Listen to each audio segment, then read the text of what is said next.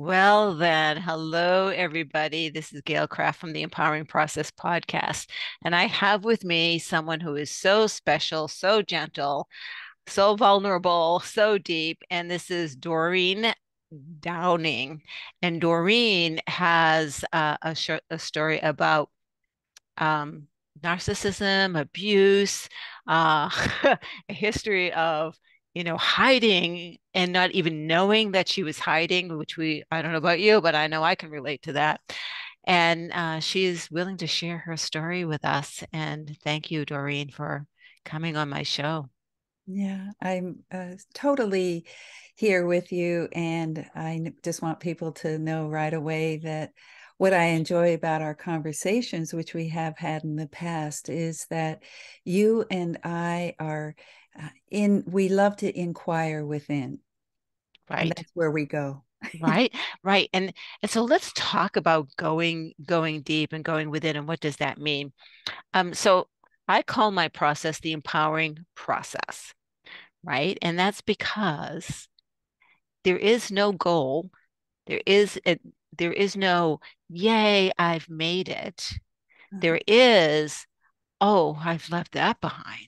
Okay, I understand where that's from, right? Or, oh, I can show up so much more authentically me, but there's no, oh, look at something else just came up. When you do that, something else comes up because you're more capable of handling the deeper issues, Mhm.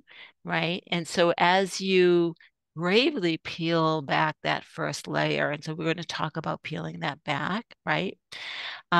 It's you get this release and this relief of, oh, I put that suitcase down.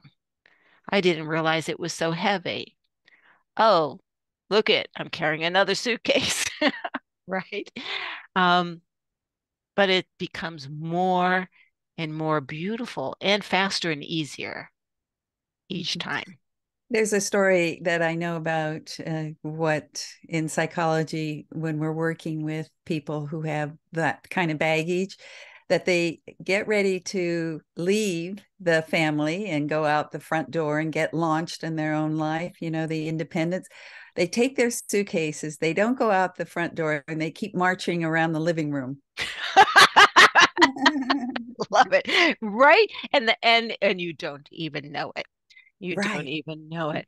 And the things that you rebel against, and I'll give a quick little analogy. So, if anyone listens to my stories, there's some not very warm, fuzzy parental interaction with my father.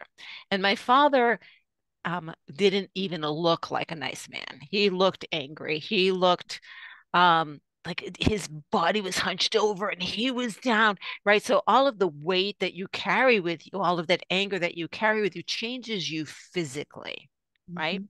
Yeah. And I remember being with my brother and his wife. They were like in their 20s. And them saying, you know, what a horrible person he is.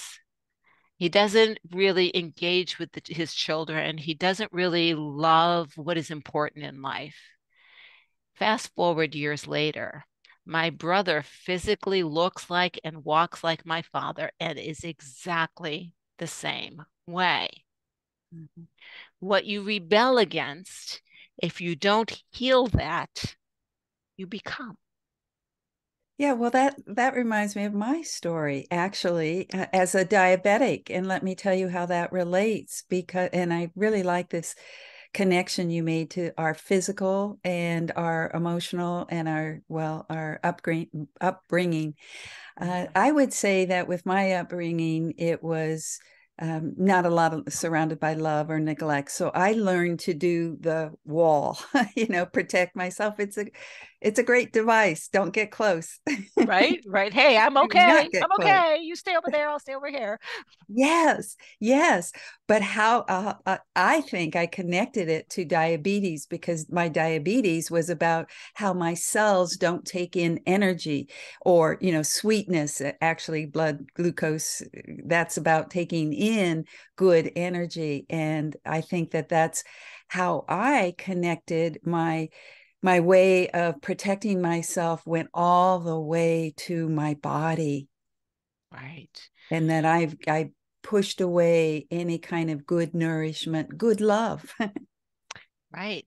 And, so I had ulcers at the age of 12. Oh, I had chronic constipation from the age of 8. I had lower back aches, anemia. I mean, none of this I have now, by the way, guys. None of it. None of it. Right. And did I go on a journey to heal my body? No, I went on a journey to heal my heart. yes. Yes. Yes. Yes. And what you said in the beginning about knowing ourselves is what I took, is that in going within to discover more of how we got to be the way we are and who we truly are at the deepest, most beautiful and fabulous level, that's where our journey takes us, I think. That's been my experience, and I never want to throw my stuff on other people. I can just only tell you my truth from my experience, Mhm. right? Or something that I've witnessed others go through. And I just can't express fully enough how amazing it is when you know who you are, not who you think you are. I do have a training that I do, which is for people who are already enlightened. It is not for the novice because it really brings you out there, right? But there's an exercise in there that you guys could consider doing it. And that exercise is you write down really all of the things you think you are. I'm a wife, I'm a friend, I'm a daughter, I'm a sister, I'm a blah blah blah blah blah blah blah blah blah. And then you peel that on the left side, and then on next to that you put next to each one. So as a sister, how do others see me? As Mhm. a mother, how do others see me? As an employee, how do others see me? And then next to that, it's like, well, what's really going on? Right? So how do I see me in that role? And so you start to see yourself from other people's eyes and then differently from there. So the point being, everything is just a perception. And Oh, when we yeah. get to Yes. know us, right, and Mhm. love us, then we change our perception of Yeah. us, which Yeah. changes my perception of you, Uh-huh. Yeah, right? because you're perceiving from a different place. Right. And could I share an exercise Oh, that? please do. Let's have fun. Well, it only comes up with only three parts, but it's a journey, and I take people on a visual, kind of, I guess you might say, guided imagery. And it's about entering a park, and you can get more specific when you do the actual journey within, but it's the first person that you meet is the child. How old is she or he? What clothes is he wearing? What is happening right there, and what does she want to say to you? You sit down on that bench and you listen. Just listen, and there's no interaction. It's just listening to what this part has to say to you. And then you say thank you, and you get up and you move further, deeper into the park, and you see a tree, and there's a figure standing there, and that's your judge, your critical self, the part that's got their arms crossed. You know that, we know that. And so you have a conversation, just listening. You're not trying to make them go away. You're just listening, so that in a way, this is like what you're talking about, just gathering the information first. And then you say, thank you. Ooh, thank you for Thank you for your sharing. opinion, right? Yes, and that's an opinion. But you go deeper. deeper, deeper. You feel yourself being drawn somewhere in this fabulous nature scene, and you come across to a place, whether it's a meadow or a river or a brook, something that just feels like I want to stop here. It feels so good. And there is where you meet, and you can say it in all sorts of ways: your spiritual self, your deepest self, your essence. What do you hear? What is the message that comes from this part? And then, of course, you thank that part and come out of the park. And so that's a way of going into and listening to the parts that are, you left me, and but those are you. So you get, and then the part that's critical. And then, of course, this, and a lot of people have never really met something as deep as their most, whatever you call it. What do you call it, Gail? This Yeah, deep inner the essence. right, what do we call I guess, is it's self with a capital S, Uh-huh. right? Uh-huh. Self with the capital S. And what's interesting is as I become more, and I don't want to use the word aware, but it's one that people can hang their hat on, Mm-hmm. right? Because it's more than that. But as I become more open to the fact that I'm more than this third dimensional body, as I become more open to the fact that, um, you're more than, you may not know it, but you're more than this third dimensional. I see beyond the facade you put up, Mm-hmm. right? And so do I see your soul? I do. But when I do that, that means the avatar that you think is you starts to disappear in Mm-hmm. my eyes, Yes. right? Mm-hmm. Because that's just a character, an archetype. So let's go into archetypes, an archetype that you've created, right? And we all have archetypes serve a purpose. I'm not saying they're bad, right? At all. But we all have archetypes that we lean into. Again, I said, you a sister, a mother, a worker. Those are all archetypes. It's not wholly who you are. It is that role that you're playing at that point in time. The thing is we identify ourselves, capital S, as being that role. And Ah, yeah, and it's not, yeah, that's not the truth, because right, yeah, all right. So this self, or the essence, as I call it, is, for me, that's where our real strength is, our wisdom, and all the beauty and the magnificence, I guess, just pure magnificence. And there's no doing. It is a being state. That's, at least for us here in this plane, I think most of us can relate to it being, right? Just right. being present, being here now, because we're doing a lot of that nowadays with mindfulness. Thank goodness. Thank goodness. Yeah. Yeah. And it's being curious and open to letting go and discovering that what you believe to be true is not so, Oh, yes. right? As soon as we let go of that, and that's where the fear, where ego is so afraid, right? Ego wants to hang on to the known because ego's created the known, right? And so if you let that go, well, what role do I play, ego? Right? Right? If I can't be fearful, now what do I do? Right? So facing that, I will tell you a little story. Just before Christmas, um, I had a funeral for my ego. Oh, It was I don't mean to laugh, but it tickles me. right. It was no, Yeah. I was laughing through the whole thing. It was hilarious.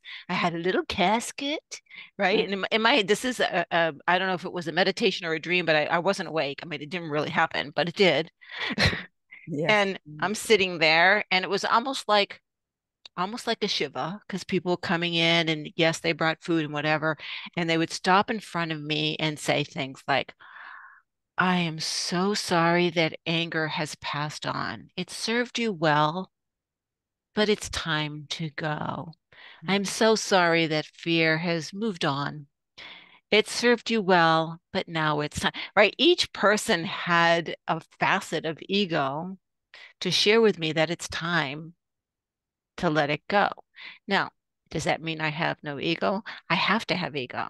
That's part of the human experience, right? But ego no longer is the boss, right? I will react or feel something. I don't even want to say conscious mind, but I will say, is this truth? Does this matter? Mhm. Is this have any effect on me, my soul, my essence? And if the answer is no, no, no, then oh, okay, bye, done, let it go. Where in the past I would have gotten wrapped up in the story that was being made, trying to make it better, or trying to fit in, or trying not to be judged, or trying to judge, right? Mhm. All of those things. Mhm. So you have a history of not always, as me, not always being enlightened, is not always being Mhm. aware. What's some of the things that you had to face in your life before you finally went, whoa, this is not right?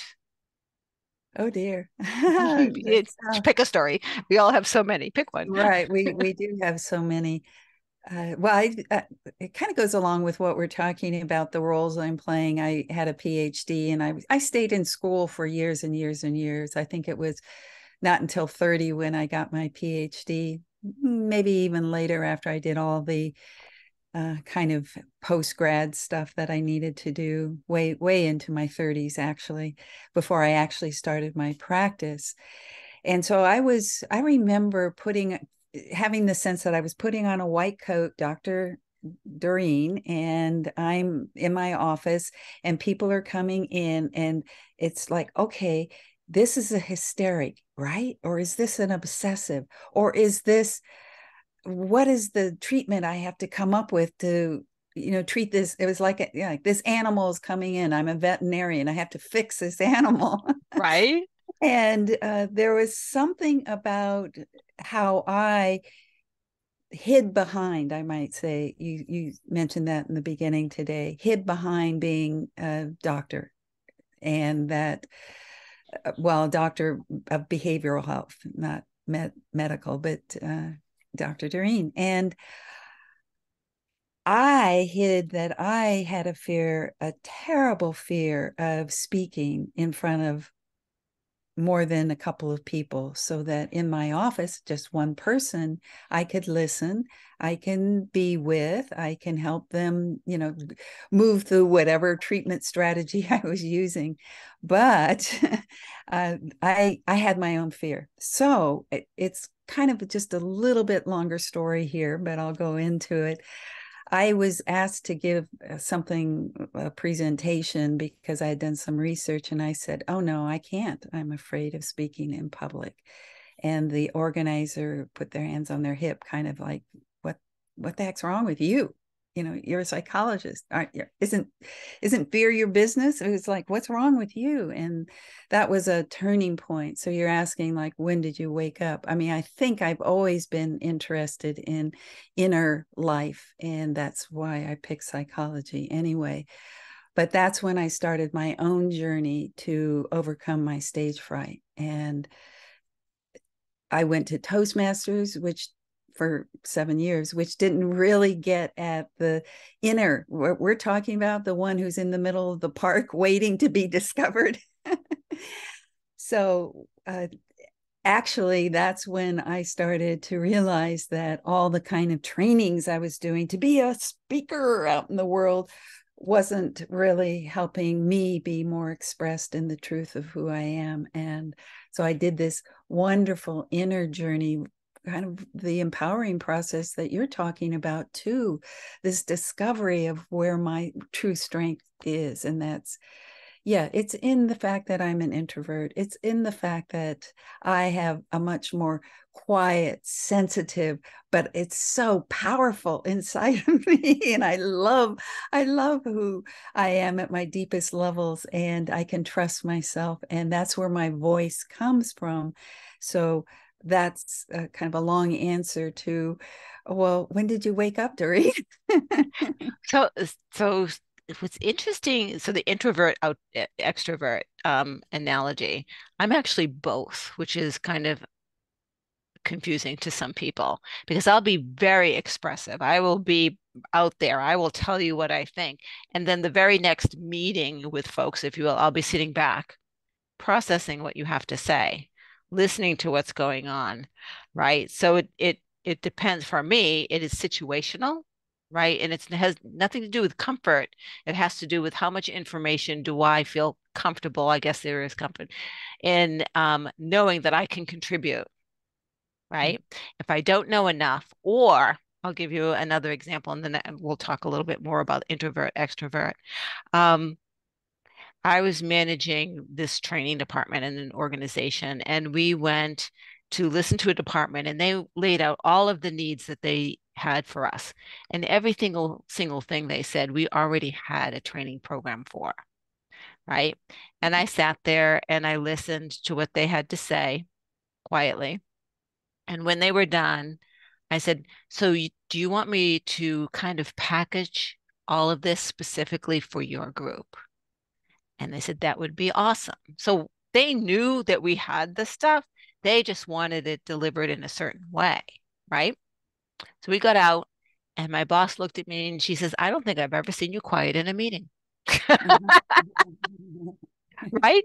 But I had to listen, not to the words, because they never once said, package this for me, right? I had to listen to what deeper it is that they were looking for, because I knew I already had what they needed, but I obviously wasn't delivering it to them in a way that they could consume it, right? So, I love what you're talking about in terms of listening, because obviously, as a psychologist, that's what I was, uh, you might say, trained to do, but I wasn't trained to listen in a deeper sort of way to what is either happening in the room, or the deeper listening to what is inside, that person in the deep in the park, so that I know that my traditional training as a psychologist from UC Berkeley in California was not this more transformational kind of work that I now do. Although I was working with somebody who, for several years, because I do long-term therapy with people,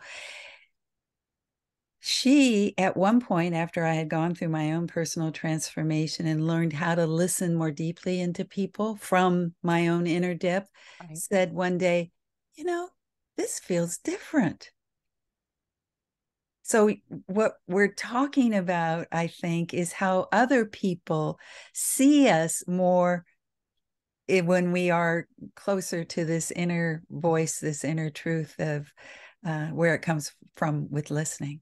Right. So what shines through, which is again back to some of the things that I alluded to when I see someone, see through the avatar, right? Yeah. So our avatar, people see through, right? What when we take the walls down, we allow the essence of who we are to shine through. So I'm on a little road trip, almost done. And I had lunch yesterday with some people that I've known for over a decade. But I haven't seen for, maybe 6 months because I do this road trip periodically. And one of them looked at me and said, whoa, you have changed. Like, you're like, where are you from? Right? Mhm. What have you been doing? What is going on? Yes. Right? Because when we start this inner journey, when we start the process, like I said, it gets easier and easier, but it also starts to become organic. I question everything. I go, well, what if this happened? Well, is that truth? Why is that truth? Because I don't believe there is truth either. I think truth is a story that we're telling ourselves, Mhm. right? And so I know that I'm telling myself this story. So does this story resonate with me? Is that why I'm telling myself this story? Is it an ego story, or is it an essence or a soul story? Ooh, it's an ego story. Well, why do I want to tell myself an ego story? Right? I go through this in like a nanosecond. Mhm. Right? And so the journey of self-discovery, and guys, I don't ever do this alone until you get to the point where you're doing it yourself in a nanosecond, right? Absolutely seek help. And sometimes I've had as many as 5 coaches at a time, right? Um, and not looking for who's right and who's wrong. They all had a different facet that we were working on. Like one was definitely a personal trainer, another a nutritionist, right? And then, we go into working on me another way. Um, I have worked with folks who have worked with psychiatrists at the same time. And it's a beautiful thing because we look at things differently, though I don't think, Doreen, you do anymore. Um, and I'll make a suggestion and they go back and they tell their psychiatrist, well, so Gail suggested I do this and this, and I go, oh, try it, right? And I'll give you a quick story as an example. So I was working with a woman who's manic depressive. And, first of all, we took all of the things that she needs to do off of her wall. She had sticky notes in, uh, take them down. How can you look at those every day and not feel terrible about yourself? Right. So we did some house cleaning. But most folks are like her suppress anger. Right. And so it's that anger is trying to come up. And so we had a conversation around anger, and she said, oh, I've never been angry in my life. Oh, no. Yeah. And I'm like, whoa, that's really buried in there. So we need to bring anger out so we can talk to it. And she's like, um, I don't even know what that feels like. So, okay. So I went to the dollar store and I got plates and I brought them to her backyard and she had a brick wall. I said, I want you to take a plate and I want you to slam it against the wall and I want you to swear at the top of your lungs. No. Slam it. And she's like, oh, I can't do that. I said, well, you can. So I'm just going to leave these right here. And when you feel comfortable in just trying it, go ahead. So she finally did. And it was, Doreen, amazing. She called me. She goes, that felt so good. But now I am so angry at you because I have such a mess to clean up. And I'm like, yes, you should be angry with me. And there's nothing wrong. And so now she doesn't let anger boil up and she starts to feel her boundaries being crossed or trespassed in some way. She will call whoever it is and say, we need to have a conversation. This was not cool. Mhm. So much healthier than burying it, Mhm.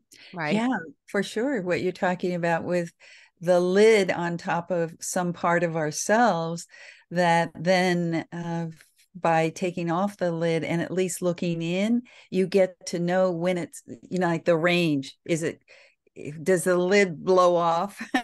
And it sounds like your process helped her at least blow off that lid. And then she was able to look at, well, what do I need to learn to self-regulate? Right, right, right. So it was pretty amazing, pretty amazing. And this was early in my career. I mean, I want to say I've been doing this for over a decade, and this was probably 9 years ago. So I was pretty green in the process. But one of the things that I always did is listen to my instincts.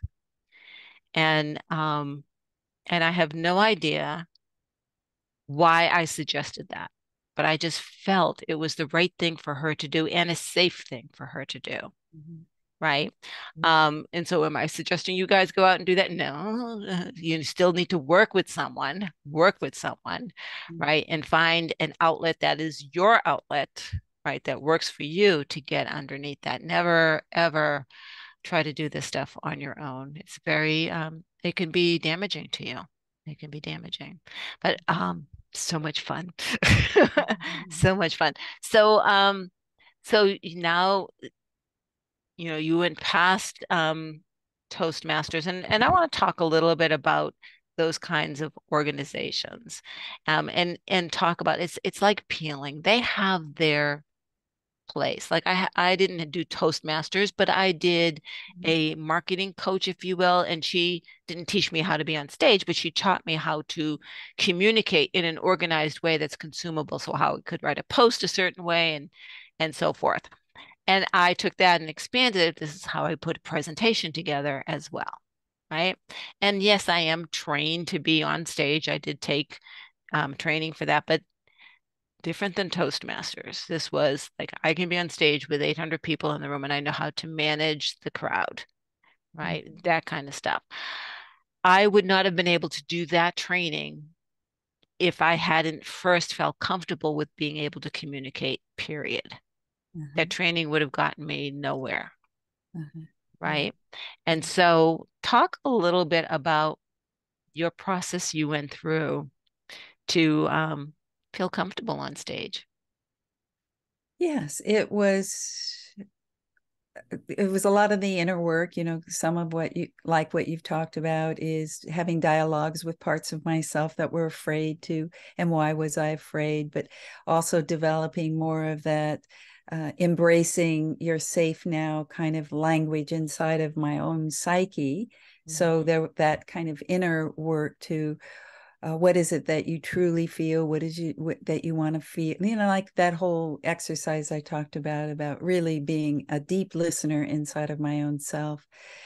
And there's a process called speaking circles and it was about transformational speaking, and that caught my eye. What does transformational speaking mean? That people who are listening in an audience could be transformed, or is it about me being speaking in such a way that I transform myself? So that was the beginning, and it's called Speaking Circles, and it was started by Lee Glickstein in 90s, I guess, and that's when I joined that organization and became training director, and have traveled around the world globally and trained facilitators in Europe. I've been there over a dozen times, and Canada, about to go to Japan. So, as training director, Speaking Circles International, the process is what I train is listeners, a group of listeners, because hello, I'm a psychologist. I know how to train people to listen more deeply without content. So, you have a group of people quietly listening from the best they can, tapping down into their own hearts. So they're listening this is what we talked about a few minutes ago. What you're listening to is something other than content. You're listening to the essence of the person. So each person takes a turn in front of a group that you might say is just it's like illuminating the room with deep listening, and you finally feel safe, and you begin to find the quiet, that there's no expectations, you don't even have to speak. So putting my body, my mind, myself, all of me in front of us, it's not just a support group, it's a group that is listening for the best inside of me. And it feels like in that way, you the group listens you into existence.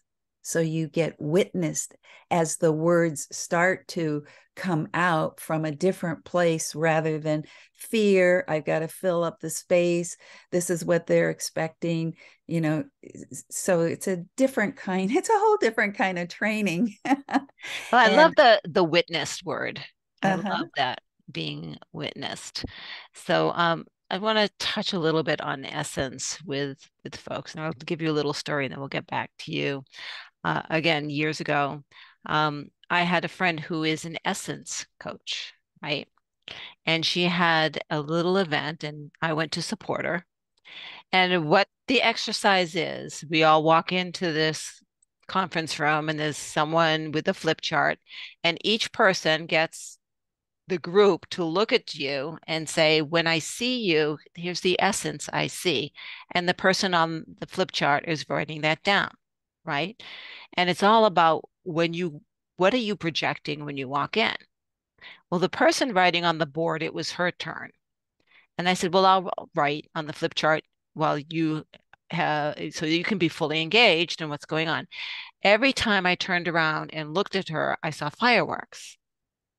I'm like, well, that's crazy. I'm not going to say anything. And I turn around, fireworks. Like, Gail, what's going on here? Wrote some more turnaround. So I finally said, listen, I have to say, when I see you, I see fireworks. So I wrote fireworks. She started laughing. At the end, she came up to me. She goes, all right, this is crazy. But just before coming into the meeting, I hit the ladies' room and realized I had fireworks underwear on, and I was concerned someone was going to know. So her mind was Um, so involved in being concerned about the fireworks, right? And so whenever we see each other at an event, she comes up and says, so what am I wearing today? yes. Right? But that is how powerful our mind is and how projecting, what you say about projecting essence. Like if you're concerned about judgment, that's what you're going to project, Mhm. right? And so by you and the group that you're with creating this safe cocoon, people can start dropping that avatar, that facade, right? And let their true essence come out. And it does take feeling safe and secure to do that.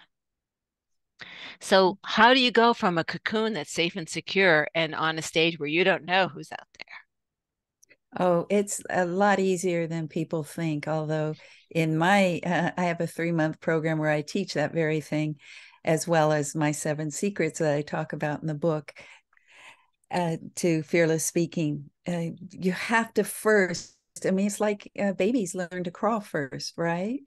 So you have to go to a place where there are no expectations, where you can learn to kind of move around in an environment with your body and you're feeling your voice coming up as opposed to coming from your head, and feeling the difference of speaking with no fear. Mhm. And so your body, I call it the inner presence muscle, the IP muscle. Your body begins to develop inside this presence muscle. And like any muscle, it needs to be it needs to be strengthened over and over and over again, like going to a gym. And that's partly what I do. I have a group that meets, and we practice speaking, without that kind of trying to impress or make impact all the way that Mhm. a lot of speakers are out there on a stage, because a lot of people in my groups are never on a stage. They're just happen to be maybe at a dinner table, afraid to, be more fully expressed at a dinner table with their extended family. Right. Or in a meeting in the office. Definitely in meeting in the office, work with Right. a lot of people who are afraid to speak up in their meetings. But so your question about, well, then you're in a safe environment, you're a cocoon, and I'm saying it's like going to a gym. You build your muscle, and then you go out, you could lift that 50-pound suitcase. If you've not gone to the gym and developed your muscles, you're not going to be able to do that. So that it is something that people question a lot. Well, how can I do this out there? And the trust, so it's like, well, okay, let's pick just one safe, a challenging situation out there, and begin to practice what it feels like to stay in your body, present, grounded, really full presence with the breathing, dropping down, down, down. And we do some exercises about how the feel of voice resonating, which I'm doing right now. I notice. Mhm. Is my voice coming from more of a sense of where my belly is, which it is right now. And it feels really good. Doesn't it? Good. Yes, yes, yes. So I feel like I have a stronger, quieter voice right now because it's coming from a deeper part of me. And that's the transition. You don't just throw somebody in the deep end of the pool. It's a slow kind of gradual process. And what I love about it's so different than the kind of speaker trainings out there, is that it's for everybody, because we all speak Right. all day long. All day long. And communication, the facade of communication is so important. But what I love is that you're teaching people or I don't even want to say teaching because we have to accept the lessons, but you're offering the Mm. opportunity for people to practice the deeper communication because what you say and what you project may not be the same, Yes. Yeah. right? Yeah. Right? Right? And if I know what you're projecting, I know where you're really coming from, I can make a much better choice on how to communicate back and how to manage the situation or not, right? Right? Because there are situations where you hear that you've heard not my monkey, not my circus, right? Yes. Right? So, it's very harsh saying, but the fact of the matter is that's what I do. It's like, ooh, this has nothing to do with me. I can't fix it because it has nothing to do with me. So I have to I love you where you're at. I love you where you're at, and I had a, dear friend who taught me that lesson. I so much wanted to fix her. I so much wanted to help her. She's multiple personality. She was a functioning alcoholic. She's passed. So many complex issues around her. Um, and it wasn't long in my first getting to know her that I realized I cannot fix her. That's her job. But I can still love her, Mhm. right? I can still enjoy her. I can still learn from her. I can still, have her be part of my life. And hopefully her experiences with me are positive enough that they help her manage through the experiences that are not wonderful because they I come love back up. what you're I love what you're saying right now about your courage to be you and not be the fixer, the helper, and just come back to this idea that I have about radiating your own essence is healing just for those around you. Right, as much as possible before she passed. And by the way, she's the reason I do these podcasts, Mm. right? So that's the first time I've said that out loud.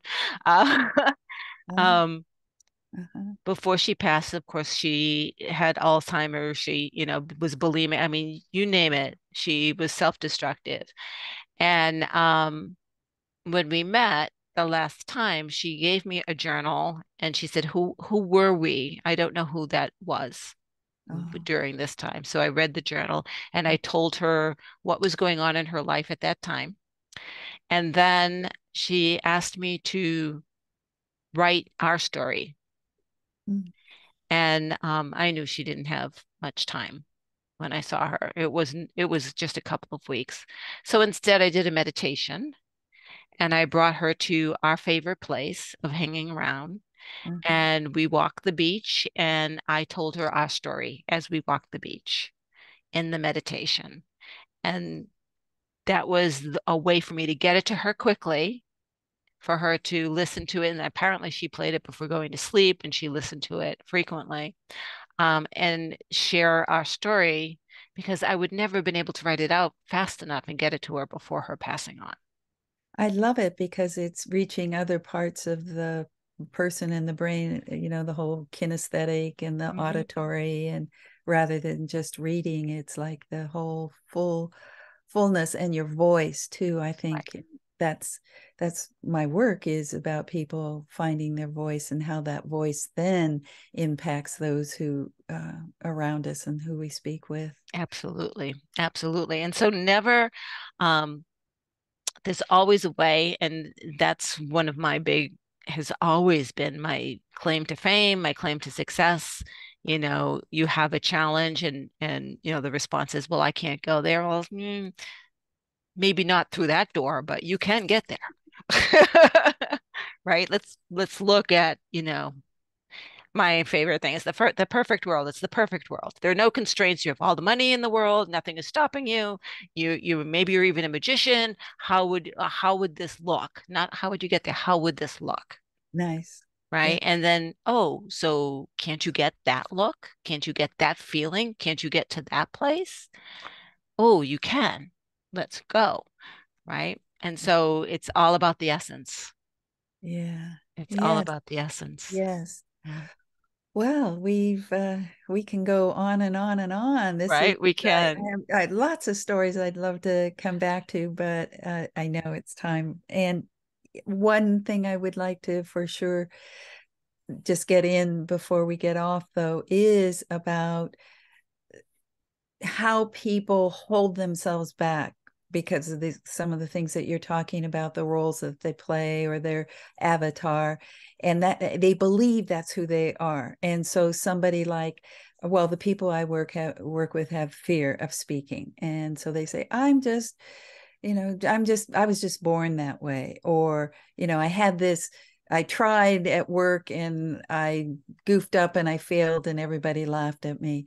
And so I'm never going to try that again. And so, the ways in which the past encroaches on our present because you project it into the future and see the same thing being repeated. So, what you just did there about imagining the future with your best self or your essence radiating, and that to me is the essence quality, seeing this inner core strengths Mhm. and speaking from there. And it's just it's a transformational because, but first you have to see that the past is encroaching on you now as you imagine your future. Right. And so you have this program, you have this book, you have the 7 steps. Tell us a little bit about your book and how people can get in touch with you because they want to know more.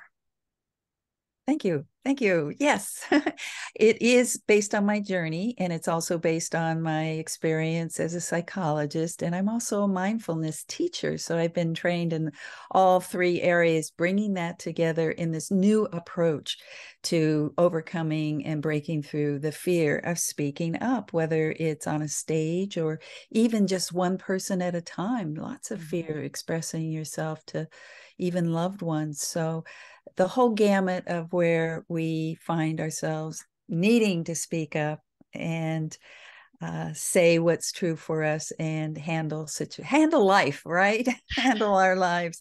So that my programs are, I have a whole range of individual one-on-one, just a one-shot deal, or 3-month programs. I have the book, I have YouTube channel. I think the best place to start, if they wanted the secrets right now, the 7 secrets, the first one is be still. And people are going to say, how does that relate to speaking? Well, that's what my book is about. How being still, how being present gives you the inner strength to be yourself and speak without fear. So my website is essentialspeaking.com. I think that would be probably the start is if they sign up on my website, they'd get instantly those 7 secrets. Very nice. Thank you, Doreen, for sharing your essence with me and sharing stories with me and just chit-chatting and sharing that with our listeners. And this is Gail Kraft from the Empowering Process podcast. If there's something in this that resonated with you, please let us know. If a question came up, put a comment in there, and I'm sure Doreen and I would love to come back together and answer that question. If you know someone who could benefit from this, please do share it out with them. And as always, like us, subscribe so that you hear more about what's coming up. And from my heart to yours, this is Gail Kraft saying goodbye from the Empowering Process podcast. Thank you so much, Doreen. Thank you, Gail. Bye bye.